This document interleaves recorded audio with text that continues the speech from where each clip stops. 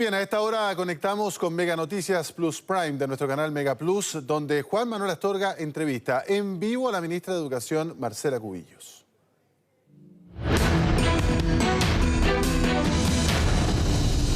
Prime y Mega Noticias Plus Prime. Esta noche conversamos con la ministra de Educación, Marcela Cubillos, que está con nosotros en el estudio en vivo. Gracias, ministra, por acompañarnos. Bienvenida, buenas noches. Buenas noches. Déjeme preguntarle primero si ha leído la acusación. Yo veo que la tiene ahí ya impresa y la tiene marcada y subrayada en algunos párrafos, ¿no? Sí, la leí. ¿La empezó a leer en qué momento?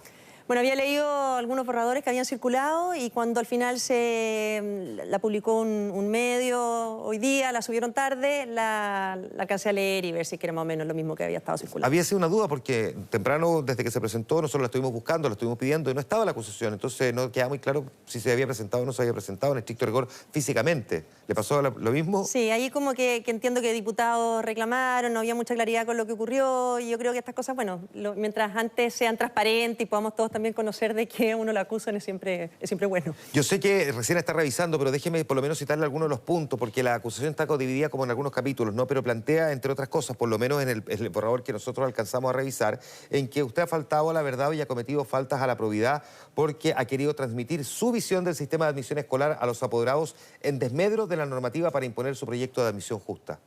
Yo creo que ahí, bueno, esta es una acusación que claramente está basada en hechos falsos que no tienen fundamento y en ejemplos como los que tú estás mencionando de ese capítulo, básicamente hay un interés de criticar o de intentar meter dentro de una infracción constitucional el legítimo derecho a disentir políticamente. Yo creo que eso es lo más preocupante que hay en varios aspectos de la acusación. Uno puede tener diferencias políticas, o sea, la Constitución permite que tanto gente de izquierda como de derecha gobernemos y que tengamos ideas diferentes. Frente a los proyectos de ley, yo lo he dicho muy claramente, nosotros podemos haber heredado muchas leyes, podemos estar en opiniones distintas de esas leyes, las estamos ejecutando, pero tenemos también el legítimo derecho a tener una opinión frente a las leyes que heredamos, a querer cambiar leyes que nos parece que no son buenas para la educación y eso no significa que no las estemos ejecutando mientras esas leyes son válidas. Hay otro capítulo que se refiere al envío masivo de correos a padres y apoderados para promocionar la misma iniciativa, vulnerando principios vinculados a las normas de protección de datos y vida privada. ¿Qué responde frente a esto? Porque evidentemente, claro, puesto así en tinta sobre papel, pareciera ser un episodio al menos serio, ¿no? Dos cosas. Eso fue validado por la Contraloría y por el Consejo para la Transparencia. Por lo tanto, es muy grave que en la acusación constitucional insistan los propios parlamentarios que fueron a Contraloría y que fueron al Consejo para la Transparencia, cuando esos órganos validaron el actuar, vuelvan a insistir en algo que ya está validado. Y en segundo lugar, nosotros queremos que los apoderados tengan más información y no menos información. Fueron los grandes ausentes del debate educacional. ¿Cómo no va a ser necesario que a ellos les llegue, ojalá, toda la información a través de todos los medios y plataformas que tengamos? Me parece que es útil que tengan la información. Acá los que han reclamado no son los apoderados, son más bien parlamentarios. Reclamaron en instancias como era la Contraloría y el Consejo para la Transparencia.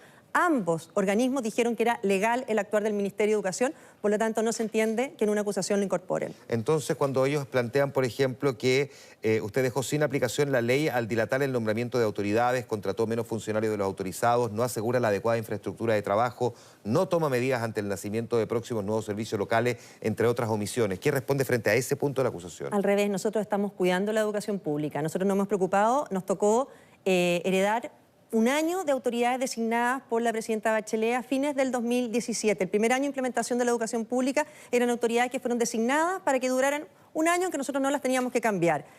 Cuando se les vencieron los plazos, nosotros encargamos auditoría, porque nos interesa que cada peso de la educación pública llegue a donde tiene que llegar, que a los niños más vulnerables, que son los que se educan en la educación pública. No, perdón, ¿no podría interpretarse eso como una especie de dilación para no tener que nombrar a nuevas personas? No, porque esos estaban nombrados por un año. Se hacen los concursos después para reemplazarlo. ¿Qué nos pedían mucha gente de izquierda y parlamentarios? Hagan una ley corta para prolongarles el periodo a estas autoridades mientras dura el concurso. No, operaron las subrogancias legales y por suerte no les prolongamos los periodos porque las auditorías arrojaron que esas autoridades cuando estaban a cargo de esos servicios hay desórdenes, hoy día están en el Consejo de Defensa del Estado y en el Ministerio Público. Por lo tanto, nosotros vamos a seguir fiscalizando porque es nuestro deber que cada peso de la educación pública llegue a donde tiene que llegar. Y déjeme citarle otro porque son varios capítulos, pero por ejemplo se le acusa por el no pago del bono a educadores diferenciales porque esto vulneraría el principio de igualdad. Ya, aquí es bien increíble porque me acusan básicamente por cumplir la ley. Esta es una ¿Cómo ley, así? porque esta es una ley del año 2006, del primer gobierno de la presidenta Bachelet, una ley que se sacó en una tramitación express. Cuando uno ve la historia de esta ley, que deja fuera de este pago las educadoras diferenciales. Es una ley que obligaron a aprobarla en 15 días, con discusión inmediata, con informes verbales, muchos parlamentarios reclamando. Esa ley es la que las excluye. Por lo tanto, todo lo que surge después, decretos, reglamentos, son en función de esa ley y son obligatorios para el Ministerio de Educación. Por lo tanto, en un capítulo como este de la acusación, me acusan por no enviar un proyecto de ley para reformar una ley vigente. En otros capítulos me acusan por enviar proyectos de ley para reformar las leyes vigentes. Entonces, la verdad que a veces es un poquito confuso. Ya, lo voy a llevar ahora al terreno político, porque la acusación hay que revisarla en detalle. Insisto que nosotros recién la acusación la pudimos acceder a ella hace muy poco rato. Déjeme preguntarle si la acusación se aprueba en la Cámara de Diputados. ¿Usted ha evaluado eventualmente renunciar antes de que siga su trámite en el Senado? No, yo tengo confianza que una acusación como esta, que se fundamenta en hechos falsos y que no tiene fundamento jurídico, los diputados van a evaluarla en su mérito.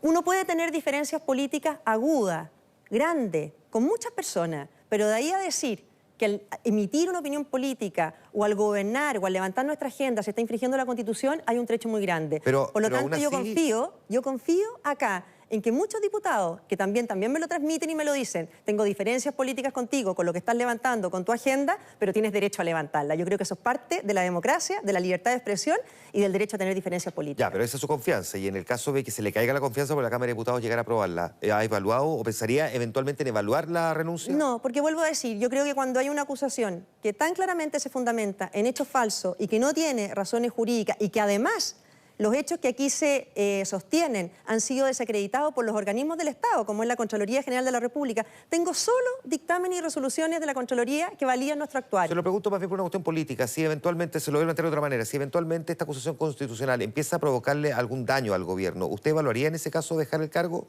Que yo creo que todo lo contrario, lo que yo he visto y lo que hemos conversado al interior del gobierno, aquí lo que está en juego es nuestro derecho también a gobernar. La Constitución reconoce que tanto el Partido Socialista como nosotros podemos gobernar, que tanto ellos pueden tener su agenda en materia educacional y en los otros temas como nosotros. Por lo tanto, aquí también está en juego no solamente la libertad de expresión, el derecho a tener diferencias políticas, sino también a que podamos gobernar con nuestras agendas, con nuestro programa, con nuestras ideas. Déjeme preguntarle esto. ¿Usted o alguien de su entorno ha estado explorando la posibilidad de que usted sea candidata a senadora en la próxima elección? No, yo estoy muy contenta como ministra de Educación. Estamos sacando una agenda adelante que espero y quiero poderla sacar hasta el fin del gobierno. ¿No está explorando, por lo tanto, esa posibilidad? Se lo pregunto porque una de las cosas que se ha dicho es que eventualmente usted podría ser candidata por Chile Vamos, por la región metropolitana. Eso la llevaría a competir eventualmente con Carlos Montes del Partido Socialista y que eventualmente esa podría ser una de las razones por las cuales se presentó esta acusación. Eso al menos han dicho desde su sector. Que yo creo que cuando hay una acusación que claramente no tiene fundamentos jurídicos y además se fundamenta o se basa en hechos falsos, es inevitable que surjan todo tipo de especulaciones. Creo que cuando las acusaciones no son claras y sin fundamentos, surgen ese tipo de especulaciones como esas que yo también he escuchado, pero que supongo que no es real ni que esté atrás de esta intención. Si sigo esa línea argumental, ¿usted comparte lo que dijo la vocera de gobierno de que esta podría ser una cortina de humo para tapar los problemas que tiene el Partido Socialista a propósito de las acusaciones de vinculación de algunos de sus militantes con el narcotráfico? Yo vuelvo a decir, yo creo que es lamentable cuando una acusación no tiene fundamentos jurídicos y se basa en hechos falsos, que lo que permite es esto, que surja todo tipo de especulaciones de cuáles son las verdaderas razones que hay atrás. Porque cuando no hay razones para acusar a un ministro, cuando los hechos en que se fundamenta son falsos, cuando la actuación de ese ministro ha sido validada por los organismos, es inevitable que empiece a surgir una cantidad de especulaciones de cuál es la verdadera razón atrás. ¿Y esa sería una especulación en el caso de la vocera de gobierno, entonces? No, aquí lo que hemos dicho todos claramente es que el Partido Socialista es más bien el que ha tenido que dar explicaciones que a lo mejor no han sido dadas todavía como ha sido necesario que las den. Una última cosa, usted renunció a la militancia de la UDI cuando su marido Andrés Alamán fue candidato presidencial hace algunos años. Hoy día no tiene militancia política. ¿Está pensando volver a ser militante de la UDI? Yo soy muy cercana a la UDI, me formé ahí, fui diputada de la UDI 8 años, efectivamente renuncié en la época de la primaria, tengo sintonía, trabajo muy cerca de ellos, hoy día como ministra estoy muy contenta, militante de Chile Vamos, digo yo, porque tengo una excelente relación con todos los partidos del conglomerado, pero obviamente que he hecho toda mi historia vinculada a la UDI. ¿Y eso significa que volvería en algún momento? ¿Está pensando volver a militar ahí? No lo tengo descartado, ni tampoco lo tengo hoy día en mi horizonte mental. Bien, pues a leer ahora la acusación constitucional que ya quedó disponible para poder revisarla en detalle y veremos cómo sigue evolucionando también esta acusación. Ministra de Educación, muchas gracias por estar esta noche con nosotros en esta entrevista en Mega Noticias Prime y Mega Noticias Plus Prime. Bueno, muchas gracias. Que esté bien, buenas noches.